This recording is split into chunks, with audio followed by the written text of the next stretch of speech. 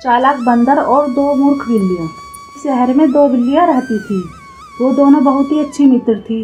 वो दोनों बिल्लियाँ जब भी भोजन की तलाश में जाती, उन्हें खाने को जो भी भोजन मिलता वो दोनों मिल बांट कर आपस में खा लेती।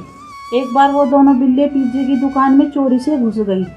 उन दोनों बिल्लियों ने वहाँ से एक बड़ा सा पिज्जा चुरा लिया। अब वो दोनों बिल्लियाँ पिज्जे को लेकर एक मैदान के एक बड़े से पेड़ के नीचे जाती हैं। वहाँ बैठकर जैसे ही वो दोनों बिल्लियाँ पिज्जा का डब्बा खोलती हैं तो उन्हें बहुत ही अच्छी सुगंध आती है।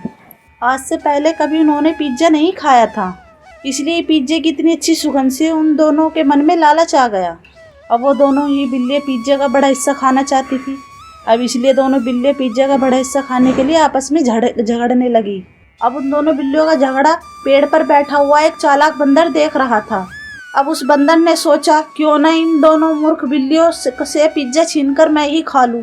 फिर बंदर के दिमाग में आया कि अगर मैंने इनसे ये पिज्जा छीन के खाया तो ये दोनों बिल्लियाँ मुझ पर हमला कर देंगी, मुझे घायल कर देंगी। अब बंदर ने पिज्जा खाने के लिए एक योजना बनाई। बंदर अपने साथ एक तराजू लेकर पेड़ से नीचे उतरा आया और उन दोनों बिल्लियों से बोला कि बहन, तुम दोनों आपस में क्यों झगड़ रही हो? तुम्हारा बंदर भाई तुम दोनों का झगड़ा भी सुलझा देगा। बंदर ने बिल्लियों से कहा कि तुम दोनों के लिए पिज्जे का बराबर का हिस्सा करके और उसे तराजू में तौलकर दे दूंगा। बंदर की इस बात से दोनों बिल्लियाँ सहमत हो जाती हैं।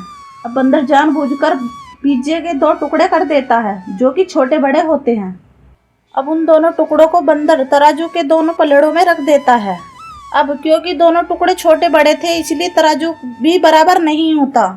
अब बंदर बड़ा पिज्जे के टुकड़े में से थोड़ा सा खा लेता है और उसे फिर से तराजू में रख देता है। अब छोटे टुकड़े का वजन ज़्यादा हो जाता है तो बंदर अब उस छोटे टुकड़े में से भी थोड़ा सा खा लेता है। इस वजह से अब दूसरे पलड़े का वजन ज़्यादा हो जाता है। ऐसे ही करते करते वो चालाक बंदर बिल्लियों का लगभग सारा पिज्जा खा लेता है। अब बिल्लियाँ बंदर की तराजू में पिज्जे के दो छोटे छोटे टुकड़े देखकर मायूस हो जाती हैं और बंदर से कहती है कि बंदर भाई, तुम हमें हमारा बचा हुआ पिज्जा वापस दे दो, हम तो छोटे बड़े टुकड़े ही खा लेंगे। अब बंदर बिल्लियों से कहता है कि तुम दोनों बहनों बहुत ही चालाक हो, मेरे से इतनी देर से मेहनत कराने के बाद मुझे खाने को भी नहीं पूछा। ये कहकर बंदर सारा पिज्जा खा लेता है और अपनी तराजू सिर पे रखकर वहाँ से भाग जाता है।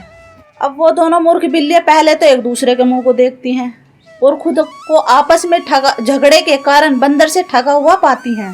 कहानी से सीख, हमें इस कहानी से यह शिक्षा मिलती है कि हमें आपस में झगड़ा नहीं करना चाहिए।